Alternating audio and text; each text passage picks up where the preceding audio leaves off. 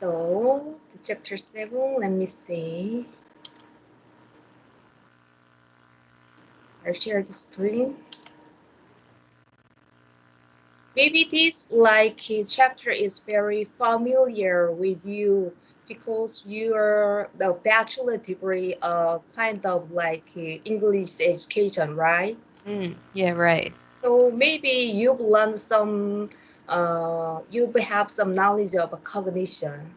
So it is about, it is the topic which is related to memory, and then kind of a lot of memory, and then like long-term memory, sensory memory, and these are the which are like related remember and recall and something like this kind of something and recall, and then uh, like and also there's algorithm, heuristic, and so on. And let's do go over on overview. The central question of memory research is what causes us to remember what we remember and to forget what we forget. So the key word is like remember and forget. This cognition topic, we can say like this. And also the third word is memory. Memory is defined by researchers by any indication that learning has persisted over time, over and over and over and repeatedly. Then you might remember something. You might remember the bully who pushed you into the mud in second grade, but forget your appointment with the school counselor. What are the processes that determine which events stick in our memories? Why and how do we lose information from memory? How accurate our memories? Researchers do not have the final answers to any of these questions. However, models and principles of memory have emerged from the research that give us insight into how we remember. So, like this topic, cognition, the main sentence is this one. Like the principles of memory just have emerged from the research and then give us insight into how we remember. And let's go over next page. So there is a memory, kind of like there were like psychologists thought about our brain is a kind of like a CPU of computer. So there is a memory RAM. I'm sorry. And several different models or explanations of how memory works have emerged from memory research. We will review two of the most important models. The three-box and information processing model and the levels of processing model. Neither model is perfect. They describe how memory works in different ways and can describe some memory experience better than others. So let's look at the first model, three box and information processing model. Okay, there is box 1, box 2, box 3. So the principal model of memory is the 3-box model, also called the information processing model. So 3-box model and information processing model is like the same thing. So yeah, it is like two names, but the model is really the same. This model proposes the 3 stages that information passes through before it is stored in our brain. External events are first processed by our sensory memory. So this is sensory. The sensory is like listening and smelling and tasting and then watching and touching and some kinds of these are all sensory. Right. Yeah. If we like touch something or if we look something, then the sensory memory just to like accept the code. Then some information is encoded into our short term like this. So firstly, information lost. Some information they just disappear because it is not encoded. But the others like are their encoding. So they just goes to next memory, short-term memory. And also in short-term memory, there are also some information disappear because it's not encoded. And finally, there are long-term memory. So short-term memory, you can remember some like fact in like few days. Then long-term memory means like you can remember the the accident in like more than 1 year, 2 year like this. Oh. So there is encoding processing. And also sometimes like long-term memory sometimes go back to retrieval like this. Some of that information is then encoded into long-term memory. Now let's look at the first model, first memory, sensory memory, the box 1. The first step for external events is sensory memory.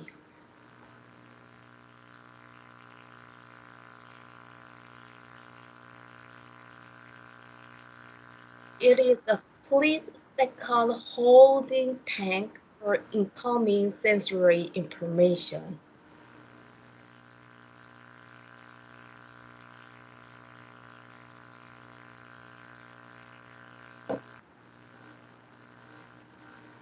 All the information your senses are processing right now is held in sensory memory for a very short period of time, just less than a second. So it is really, really quick, just like slightly. It just like disappeared. Or most of like, or some like memories just disappear. They are not like encoded. Researcher George Spalding demonstrated this in a series of experiments in which he placed a grid of 9 letters, 3 rows and 3 columns to participants per 1/20th of a second. It's really quick. The participants in the study were directed to call either the top, middle, or bottom row immediately after the grid was flashing at them.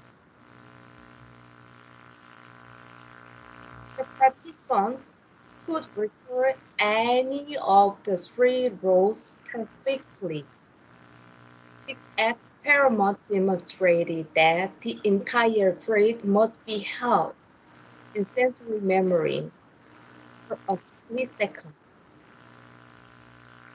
Oh, I see. This type of sensory memory is called iconic memory, a split second perfect photograph of a scene, but like a shot and then shutting shutter. Oh. Yeah. And other experiments demonstrate the existence of echoic memory, an equally perfect brief memory per sounds, 3 to per second. Most of the information in sensory memory is not encoded, however, mostly. Only some of it is encoded or stored in some in short-term memory. Just as only some memory just goes to some short-term memory storage. Mm. Events are encoded as visual codes. A visual image, acoustic codes, a series of sounds, or semantic codes, a sense of the meaning of the event. What determines which sensory messages get encoded? Selective attention. So we just focus only some part of like memory. Mm. Selective attention. Yeah. We encoded what we are attending to or what is important to us. So only this like part, this like memory, we just encoded into long-term memory or short-term memory. Try the following experiment. Pay attention to how your feet feel in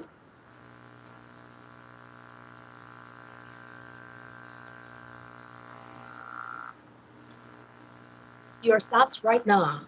You feel this now because the sensory messages you're from your feet are encoded from sensory memory into short-term memory. Why did you not feel your feet before?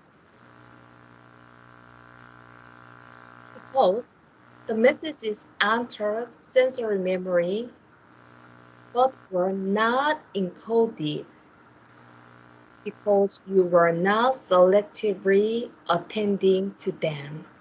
So it means the socks is not that really important thing to you. So that's why pause because you don't attend like you don't attend to the like what kind of socks you wear, so you do not remember the fact.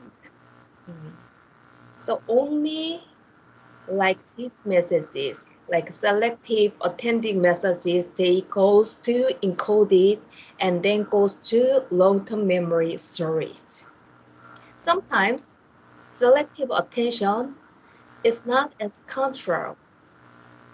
You have probably have the experience of speaking with one person at a party, but then hearing someone say your name across the room. Yes, just imagine you were selectively attending to the person you were talking to because he just said your name. So Mm. to like change your point of view and then you just listen what he's saying now. However, once a sensory message enters sensory memory that you knew was important, like your name or hearing someone shout fire like this. You switch your attention to that message and it was encoded into your short-term memory. This is also called the cocktail party effect. So this is really, really famous and then important like authority and terminology, cocktail party effect. You just to slightly pay attention to the fact of that you among like a lot of like facts, a lot of memory, a lot of sensory things, and then you just only capture some selective like attention. Then yeah, that memory only encoded it into short memory storage. Mm. Just short term. Yeah. And then short-term and working memory. Short-term memory is also called working memory. So the same thing, but these are memories we are currently working with and are aware of in our consciousness. Mm. So these memory are aware of in our consciousness. So we can just like aware this memory. Everything you are thinking at the current moment is held in your short-term or working memory. Short-term memories are also temporary. Temporary means like if we do nothing with them, they usually fade in 10 to 30 seconds. So their like storage time is only 10 to 30 seconds. You just slightly remember like phone number or someone's name like this. Mm. Yes. Our capacity in short-term memory is limited on average to around 7 items. We only remember around 7 items, like at the very in a very one time.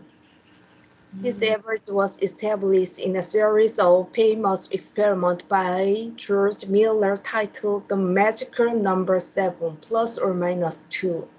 This is really famous study, and humans usually can remember only 7 words in a like short memory in a short time. Oh. Mm. But this limit can be expanded through a process called chunking. So maybe you are familiar with this word chunking. So this is really helpful and effective for you to remember more than 7 numbers. You just like connect and connect and connect the words which is similar and then related each other, and then you can remember more words than 7.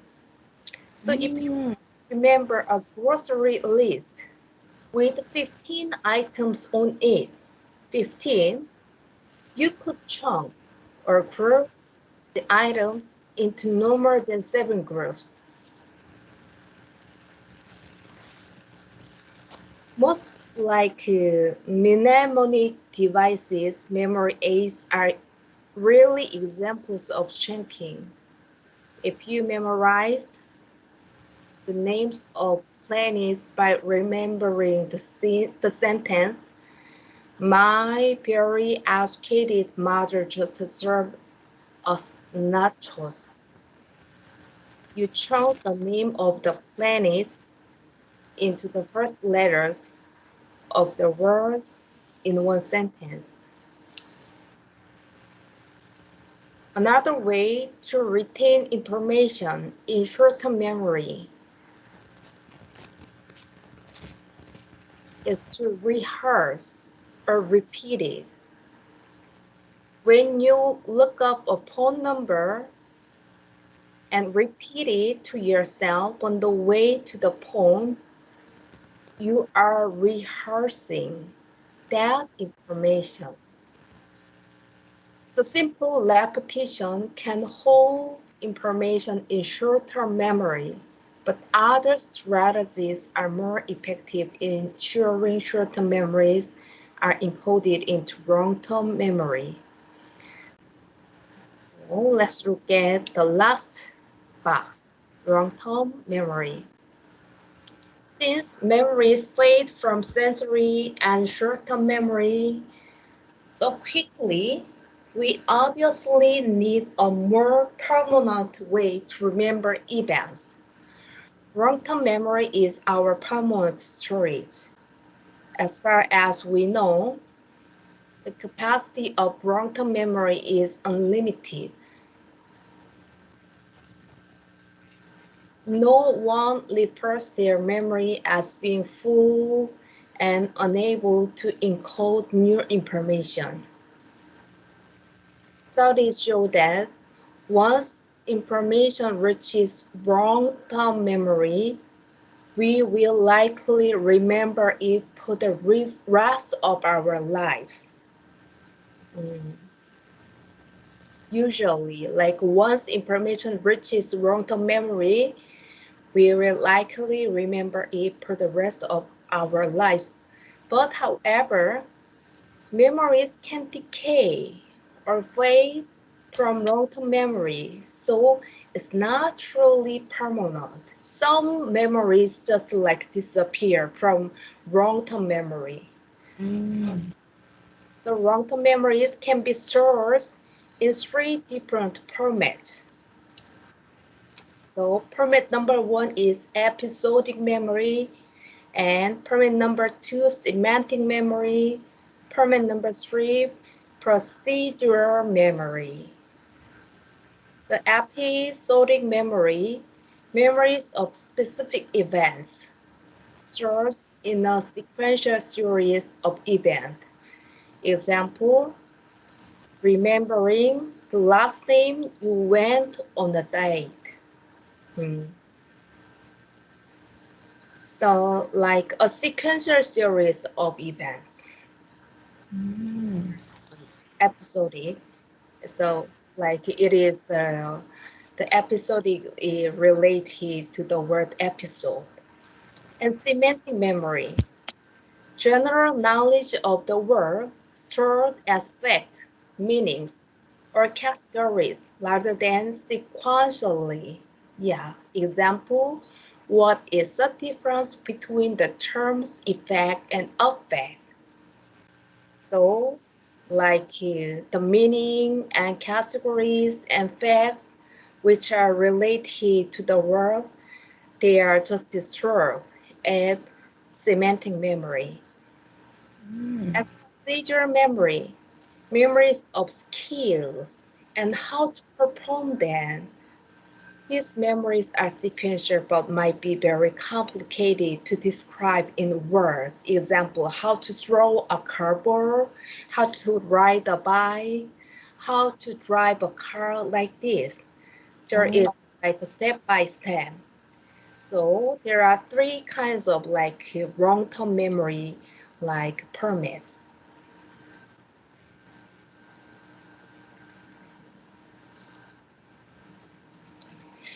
So memory can also be implicit or explicit.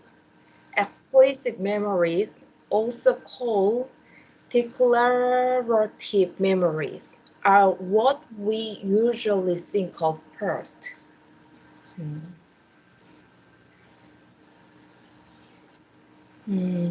They are the conscious memories of facts or events we actively try to remember.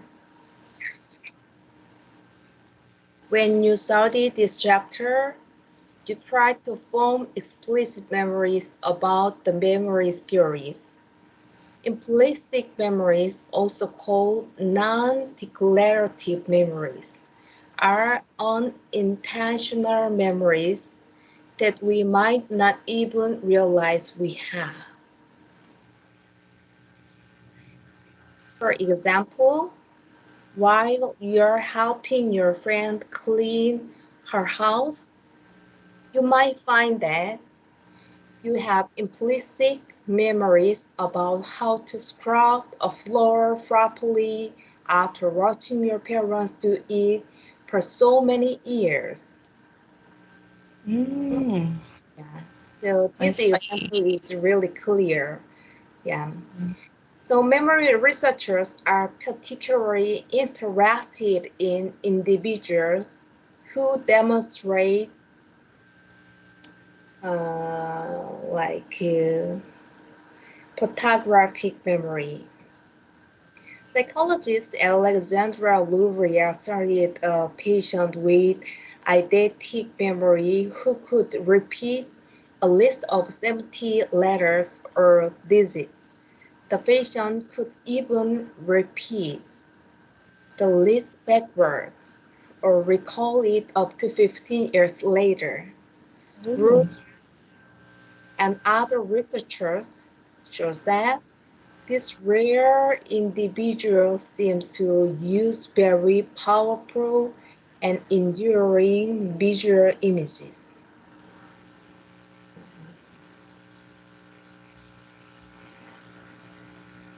And levels of processing model and alternative way to think about memory is the levels of processing model. The theory explains why we remember what we do by examining how deeply the memory was processed or thought about. Memories are neither short nor long-term. They are deeply or elaborately processed or shallowly maintenance processed. If you simply repeat a fact to yourself several times and then write it on your task as quickly as you can, you have only shallowly processed the fact, and you will forget it quickly. However, if you study the context and research the reasons behind the fact, you have deeply processed it and will likely recall it later. According to the levels of processing theory, we remember things. We spend more cognitive time or energy processing. This theory explains why we remember stories better than a simple recitation of events and why, in general, we remember questions better than statements. When we get caught up in a story or an intriguing question, we process it deeply and are therefore more likely to remember it. Mm. And they're also retrieval.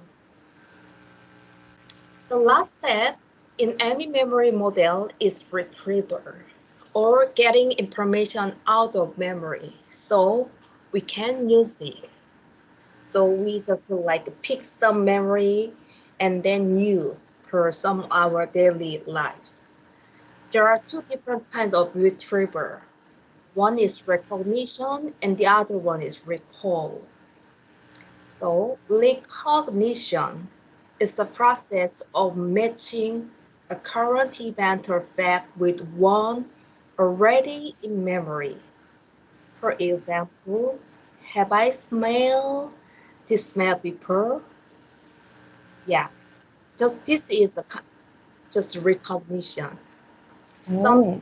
yeah, that I just aware right now and then match, connect with the event or fact already like in our long-term memory. And the Mm. other one is recall. Recall is retrieving a memory with an external cue. So, external cue, for example, what does my Aunt Becky's perfume smell like?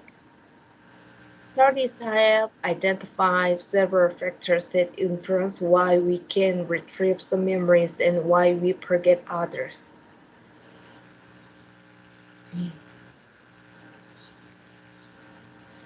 One factor is the order in which the information is presented.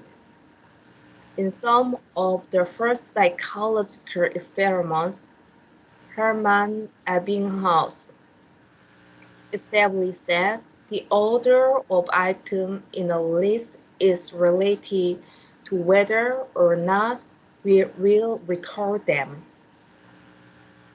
The primary effect predicts that we are more likely to recall items presented at the beginning of a list. The recency effect is demonstrated by our ability to record the items at the end of a list. Mm. This is recency effect. Items in the middle are more often forgotten. Together, the primary and recency effect demonstrate the serial position effect, or suppose serial position curve. This effect is seen when recall of a list is affected by the order of items in a list. Context is an important factor in retrieval. Have you ever tried to remember someone's name and start listing things about their appearance or personality until you finally come up with the name?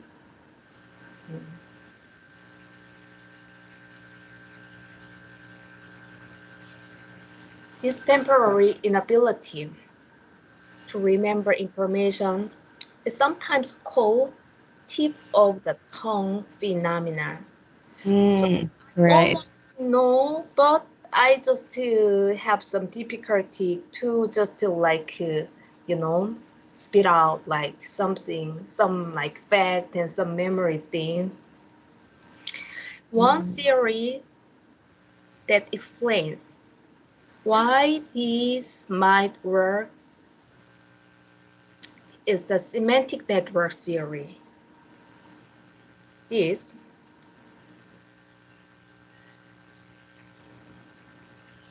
there's no like so I will capture and then let's see. We are now on page 136.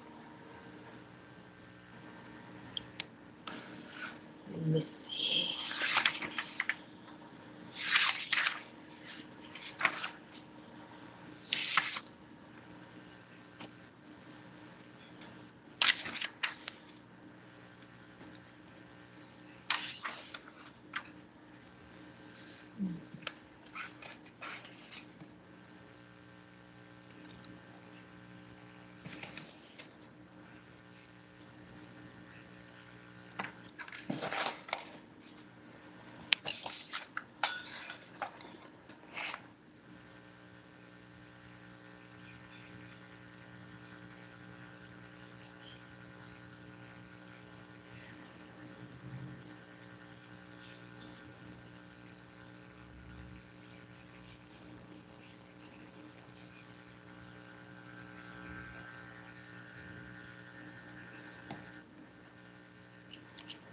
Okay, now let's look at new page.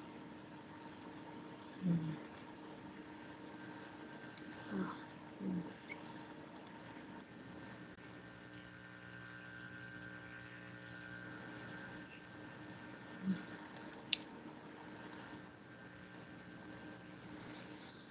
The theory states that our brain might form new memories by connecting their meaning and context with meanings already in memory. Thus, our brain creates a web of interconnected memories. So they're just like interconnected. Each one is context tied to hundreds of thousands of other memories. So by listing traits, You gradually get closer and closer to the name, and you are finally able to retrieve it. Context also explains another powerful memory experience we all have. If you ask someone born in the 1990s or earlier when they were during the September 11, 2001 terrorist attack, they are likely to give you a detailed description of exactly what they were doing in those moments.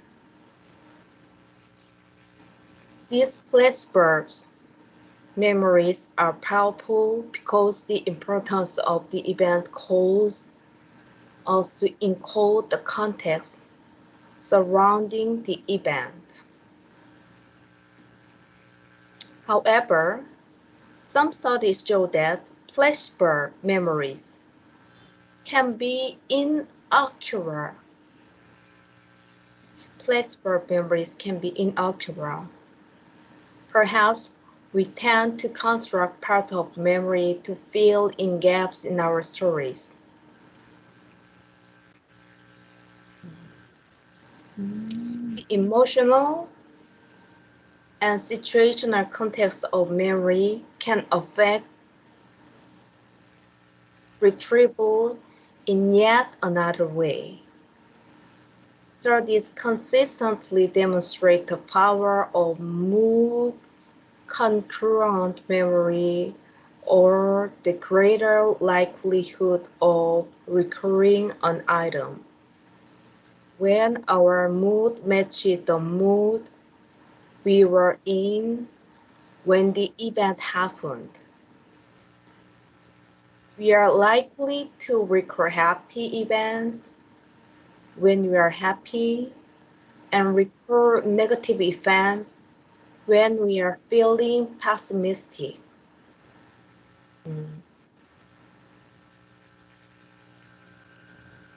State-dependent memory refers to the phenomena of recalling events encoded while in particular state of consciousness.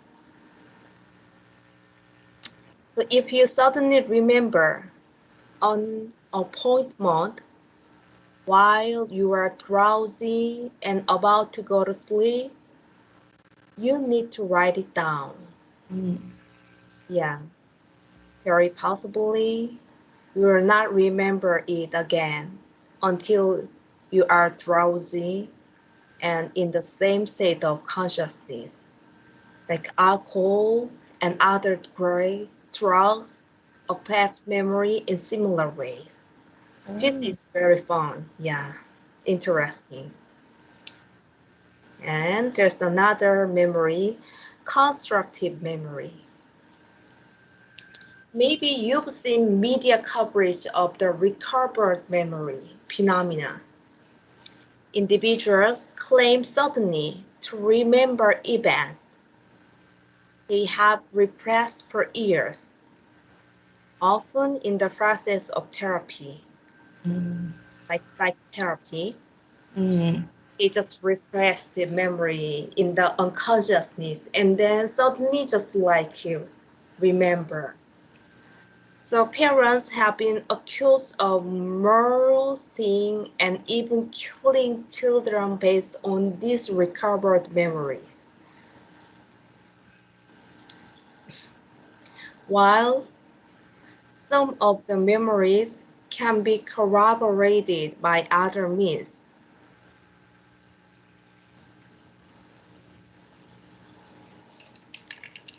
memory researchers like Elizabeth Rothfuss have shown that many of these memories may be constructive or false recollection of events.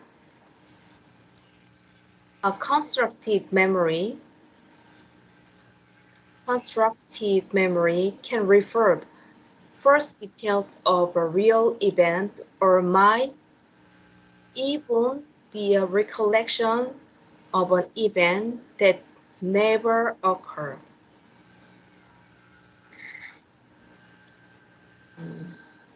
A constructed memory. Studies show that leading questions can easily influence us to recall first details, and the questioners can create an entirely new memory by repeatedly asking existence questions. Constructed memories feel like accurate memories to the person recalling them. The only way to differentiate between a first and a real memory is through other types of evidence, such as physical evidence or other validated records of the event. While some genuine memories may be recalled after being forgotten for years,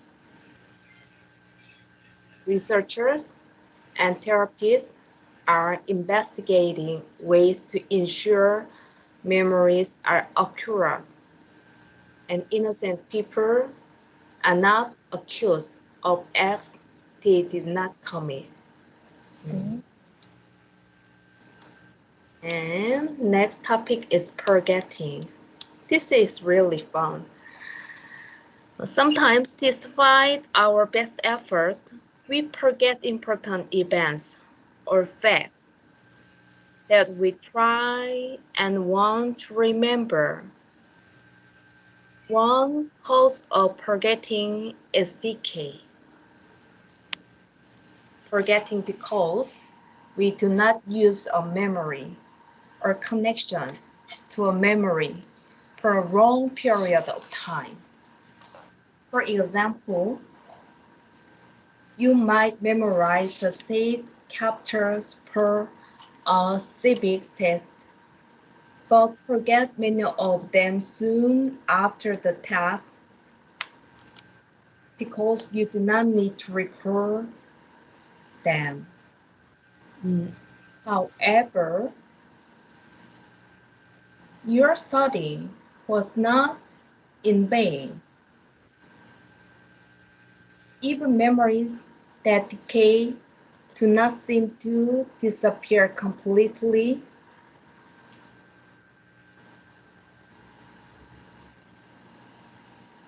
Many studies show an important relearning effect.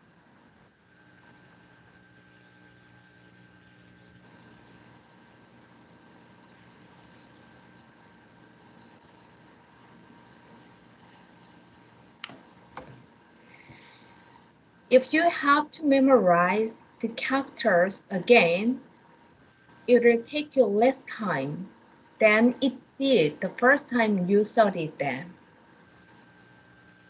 And another factor that causes forgetting is interference.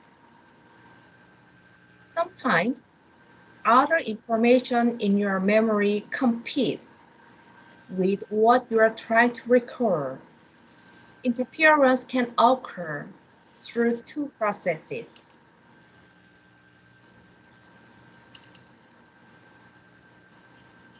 One is retroactive interference, and the other one's proactive interference.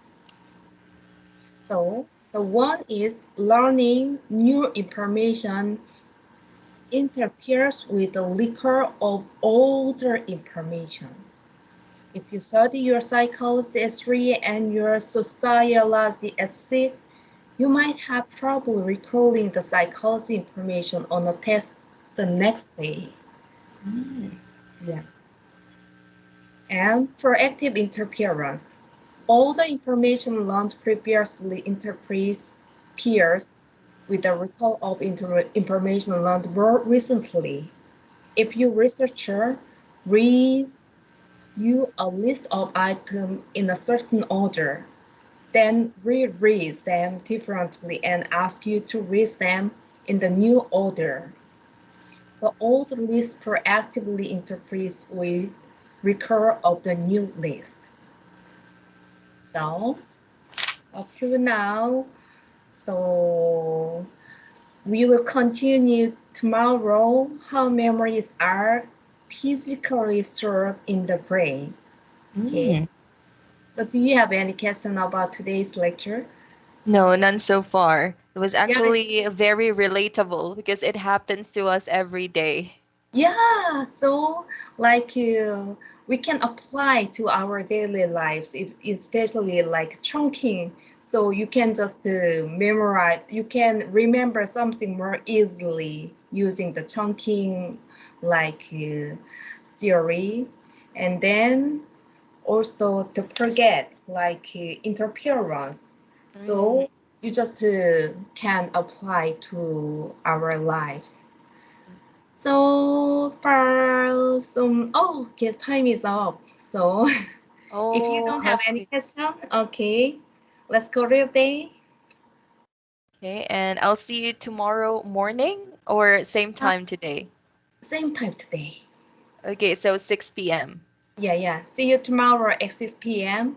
Mm. Bye Okay. bye. Bye. Thank you so much for today. It's nice to Yeah, see you again. see you. Thank you.